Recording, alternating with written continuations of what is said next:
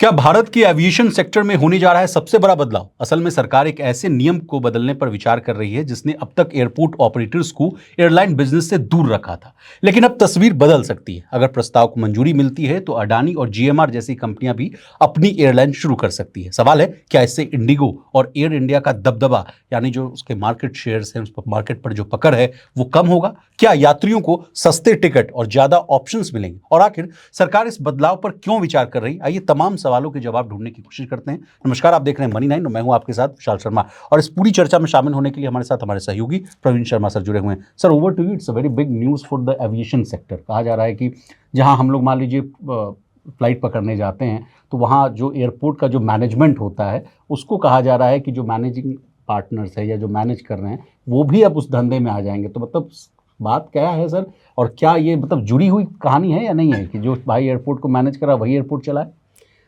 आप देखिए, सबसे पहली बात तो ये है कि जिस तरह जो प्रस्ताव है, जो खबरें आ रही हैं, उसके हिसाब से सरकार जो एयरपोर्ट को ऑपरेट करने वाली इकाइयां हैं, उनको एयरलाइंस में स्टेक बढ़ाने की या इंडिपेंडेंट एयरलाइंस शुरू करने की जी इजाज़त दे सकती है। अभी जो नियम है उसके मुताबिक आप कोई भी ऑपरेटर किसी एयरलाइंस में 10% से ज़्यादा का स्टेक नहीं रख सकता। जी और अगर ये प्रस्ताव, जैसा आपने बताया, कि पास होता है या कैबिनेट में जाएगा, उसके बाद अगर अप्रूव होता है, तो ये मान लीजिए कि 2006 के बाद ये सबसे बड़ा रिफॉर्म होगा सिविल एविएशन सेक्टर का। ठीक है। 2006 में मुंबई और दिल्ली एयरपोर्ट का दरअसल प्राइवेटाइजेशन किया गया था और उसके बाद से पूरा सेक्टर एक तरह से एक ही ढर्रे पर चला रहा जी था। अब इस बदलाव से क्या बड़ा असर पड़ेगा? सीधे तौर पर अभी दो बड़े ऑपरेटर हैं इंडिया में, जी एक अदानी ग्रुप और दूसरा जी जीएमआर ग्रुप। जी जीएमआर ग्रुप दिल्ली और हैदराबाद के एयरपोर्ट को चलाता है, जबकि अदानी ग्रुप मुंबई के जी एयरपोर्ट की जो देश है के कई बड़े एयरपोर्ट्स का network। जो है वो संचालन करती है सर। और हमारे पास लिस्ट है तो 8 बिल्कुल। एयरपोर्ट्स का इनके पास पोर्टफोलियो है। अडानी एयरपोर्ट होल्डिंग्स लिमिटेड यानी एएएचएल के पास। अब कहाँ कहाँ है वो भी समझ लेते हैं। मुंबई छत्रपति शिवाजी महाराज अंतर्राष्ट्रीय हवाई अड्डा, अहमदाबाद का सरदार वल्लभ भाई पटेल अंतर्राष्ट्रीय हवाई अड्डा, लखनऊ के चौधरी चरण सिंह अंतर्राष्ट्रीय हवाई अड्डा, जयपुर के अंतर्राष्ट्रीय हवाई अड्डा, गुवाहाटी का लोकप्रिय गोपीनाथ जो है वो है हवाई अड्डा, तिरुवनंतपुरम में अंतर्राष्ट्रीय हवाई अड्डा, मंगलुरु और नवी मुंबई अंतर्राष्ट्रीय हवाई अड्डा। जो ये 8 हैं सर, इनको ऑपरेट करती है अडानी। और जीएमआर का जिस तरह से आप बता रहे हैं, दिल्ली बिल्कुल। एयरपोर्ट समेत कई एयरपोर्ट का ये भी संचालन यानी ऑपरेशन करती है। यह भी जो है कहा जा रहा है कि भविष्य में एयरलाइन बिजनेस में उतर सकती है। तो सर, इस बदलाव का दोनों मकसद? दोनों एयरलाइंस जो हैं, जी अदानी ग्रुप और जीएमआर एयरलाइन, माफ कीजिए, एयरपोर्ट ऑपरेटर, जी इन दोनों के पास देश का जो टोटल जो ट्रैफिक है, एयर ट्रैफिक, उसका आधा हिस्सा दरअसल ये दोनों मैनेज करते हैं। ओके ओके जीएमआर भी आप ये समझ कर चलिए कि दिल्ली सबसे बिजी एयरपोर्ट्स में माना जाता है, उसके बाद हैदराबाद भी बिजी एयरपोर्ट में माना जाता है, तो उनको ऑपरेट करते। एक बड़ा एयरपोर्ट जो है बेंगलुरु का भी है, जी जिसको बेंगलुरु इंटरनेशनल जो कंपनी है एक, वो उसको ऑपरेट करती है।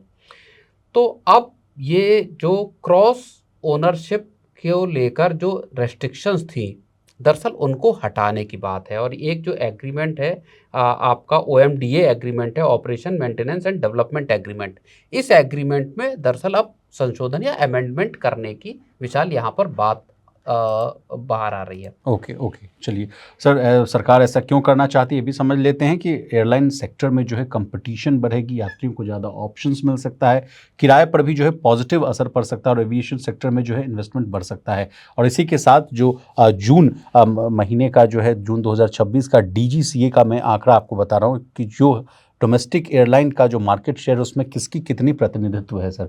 तो अभी जो मैं देख पा रहा हूँ, इंडिगो का 66.3%, एयर इंडिया ग्रुप का 23.9%, आकाशा का 6.4%, स्पाइस जेट का 1.9 और अदर्स का 1.5% है। तो अब ये समझिए इसकी कि, गेम को बदलने की कोशिश हाँ की जा बिल्कुल, रही अब देखिए ये समझिए कि एयर इंडिया और आपका इंडिगो, है। इंडिगो टॉप पर है, उसके बाद एयर इंडिया दूसरे पायदान पर है। दोनों के पास भारत का जो टोटल एविएशन मार्केट है, जी उसका 90% हिस्सा है। जी और यहीं से दरअसल पूरी कहानी की शुरुआत होती है कि ये जो सेक्टर है वो हाईली कंसंट्रेटेड है। एक फैक्टर। दूसरा फैक्टर, पिछले एक दशक में अगर आप देखेंगे तो जेट एयरवेज बंद हुई, जी गो फर्स्ट एयरलाइंस बंद हुई, उसके अलावा किंगफिशर एयरलाइंस बंद हुई, विस्तारा का एयर इंडिया में विलय विस्तारा हो गया सर। का विस्तारा और एयर एशिया का मर्जर हुआ आपका इसमें आपका जी। एयर इंडिया में। लेकिन नई एक एयरलाइंस खुली आपकी आकाशा करके, जी, राकेश तो झुनझुनवाला। राकेश झुनझुनवाला, जिसमें उनका बड़ा स्टेक है। जी। तो अब इस मार्केट को असल में जो कंसंट्रेशन है पूरा का पूरा जो एयर इंडिया और इंडिगो के पास, सरकार संभवतः इस मोनोपोली को एक तरह से तोड़ना चाहती। सरकार चाहती है इस सेक्टर में ज़्यादा एयरलाइंस आएँ। ओके। एक वजह इसकी ये भी है कि देश में तेजी से जो है एयर ट्रैवल बढ़ रहा है विशाल। Exactly sir. पूरे देश का आम हाँ, नागरिक का जो एक स्कीम था, प्रधानमंत्री मोदी साहब ने भी लॉन्च किया था, उसके बाद जो कहा गया था कि देश की जो आम जनता है जो अभी रेलवे का सफ़र कर रही है और तमाम जो है अदर मोड्स ऑफ ट्रांसपोर्ट का इस्तेमाल करती है, वो भी जरा सुख भोगे एयरलाइंस का जो है। हाँ, बिल्कुल नहीं, उनका कहना था कि चप्पल पहनने वाला आदमी भी हवाई जहाज का एग्जैक्टली सफर सर। कर सके। और वो बदलाव आया भी सर, अब तो ना, देखिए बिल्कुल बड़े समझिए कि पैमाने पर, मैं वही तो कह रहा हूँ, बड़े पैमाने पर अब आम लोग, स्टूडेंट्स सफ़र करते हैं। और जो मिनिस्ट्री ऑफ सिविल एविएशन के आंकड़े हैं जी सर। 2025 के लिए, वो बताते हैं कि 23.89 करोड़ लोगों ने 2025 में डोमेस्टिक ट्रैवल किया, जबकि 8.11 करोड़ लोगों ने इंटरनेशनल ट्रैवल ओके। किया। 2030 तक ये पैसेंजर्स की संख्या बढ़कर 60 से 70 करोड़ होने की बात है। और एक आंकड़ा ये भी आ रहा है कि 2040-45 तक भारत दुनिया का तीसरा सबसे बड़ा जी। एयर ट्रैवल मार्केट बन जाएगा और 90 करोड़ के आसपास आबादी ऐसी होगी जो सालाना सफर करेगी हवाई जहाज में। चलिए सर। तो इनको कैटर करने के लिए सिर्फ 2 या 3 एयरलाइंस के भरोसे काम चलेगा नहीं। सरकार ने, आपने बताया, कितने नए एयरपोर्ट खोल दिए देश एग्जैक्टली सर। में। भारत में कुल जो है 487 एयरपोर्ट्स हैं, एयर स्ट्रिप्स और सिविल एवेंस हैं।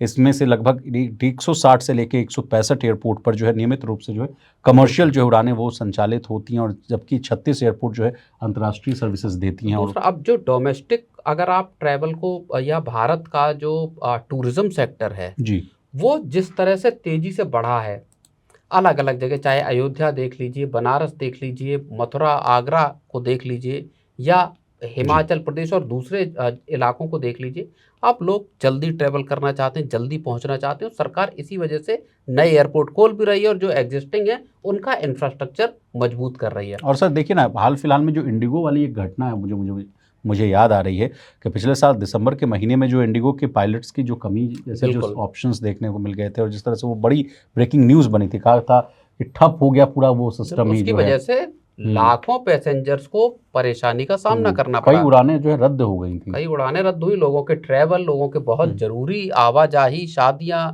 और दूसरे जरूरी कामों में लोग जाने से रह गए। जी।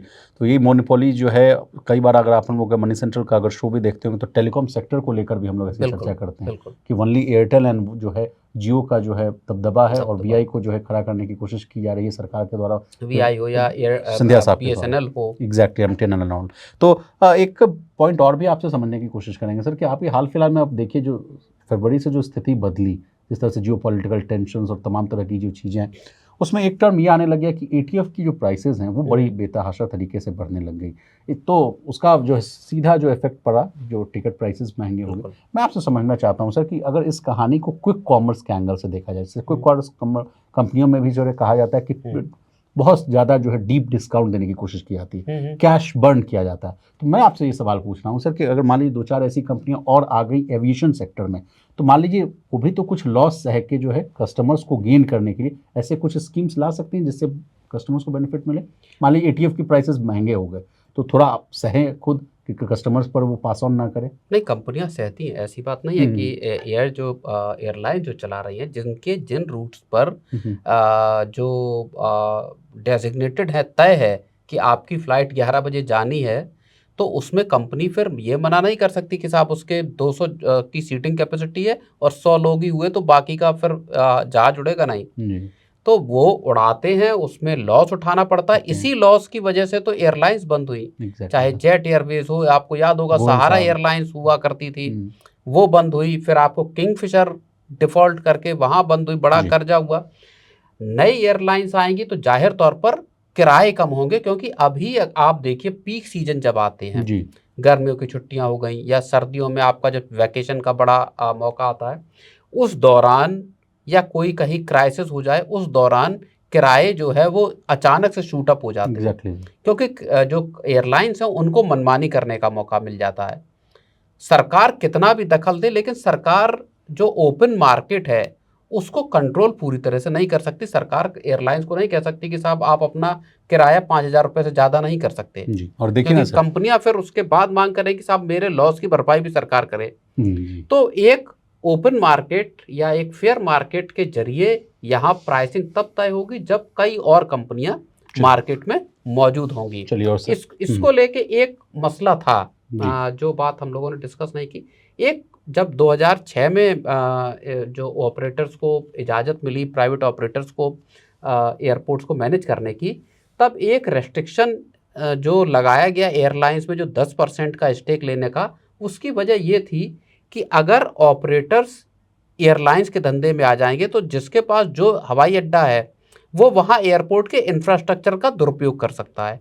यानी जिस एयरलाइंस में स्टेक है या अपनी एयरलाइंस है उसको ज़्यादा तवज्जो देना, दूसरों को कम तवज्जो देना, फेवरेटिज्म वाला बात है। फेवरेटिज्म, या अपना धंधा ज़्यादा तेज़ी से बढ़ाने की कोशिश करना। जी, लेकिन माना ये जा रहा है और एक्सपर्ट ये कह रहे हैं कि अब चूंकि इस चीज़ में बहुत टाइम बीत गया है जी, और केवल एयरपोर्ट का जो इंफ्रा है या रूट को जो डिसाइड करना है वो काम अकेले एयरपोर्ट ऑपरेटर के हाथ में नहीं है। उसमें आपका जो डीजीसी है और सरकार का दखल उसमें पर्याप्त है। जी, तो ऐसे में इसके दुरुपयोग होने की अब आशंका कम है। जी, और लेकिन बड़ी चीज़ ये है कि आने वाले वक्त में आपको अदानी एयरलाइंस भी हो सकता है उड़ती हुई दिखाई दे। एग्जैक्टली सर, ये एक बड़ा बदलाव होगा इस देश के लिए। और अदानी चूंकि देश के इंफ्रास्ट्रक्चर सेक्टर से लेकर पावर सेक्टर, आपका तमाम जो, बिल्कुल तमाम जो बड़े सेक्टर हैं उसमें बड़ी मौजूदगी रखता है।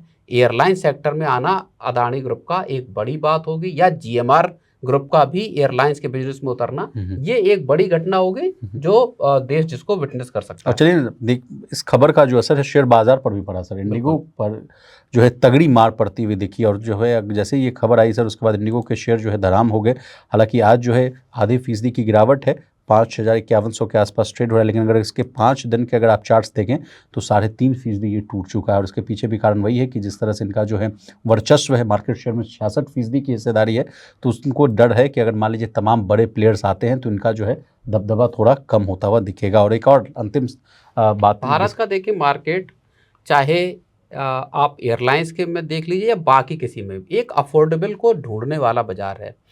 इंडिगो की सफलता का सबसे बड़ा क्रेडिट इस बात को जाता है, या पूरे मार्केट पर अगर 66% हिस्सेदारी इंडिगो की है, या मारुति की अगर 40% और एक जमाने में 50% से ऊपर हिस्सेदारी रही पूरे कार मार्केट में, तो उसकी सबसे बड़ी वजह विशाल यही थी कि प्राइसिंग ऐसी थी जहां पर एक आम आदमी कार खरीद सकता था, या एक आम आदमी हवाई जहाज में जा सकता है। एक स्टूडेंट हो गया, एक कम सैलरी वाला व्यक्ति अगर जरूरी काम से जा रहा है तो वो थोड़ा अफोर्ड कर सकता था।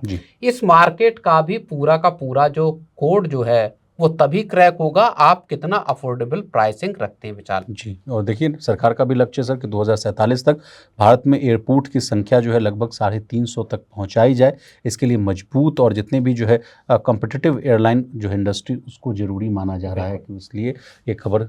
तो चलिए ये थी एयरलाइन सेक्टर को लेकर जो बड़े बदलाव होने वाले हैं उनके पीछे की कहानी। आपको कैसी लगी ये रिपोर्ट कमेंट करके जरूर बताइएगा। प्रवीण सर का बहुत शुक्रिया, आपने कीमती समय निकाला सर। इसी तरह देश दुनिया और बिजनेस जगत से जुड़ी तमाम ताज़ा तरीन खबरों के लिए बने रहिए हमारे साथ, देखते रहिए मनी नहीं।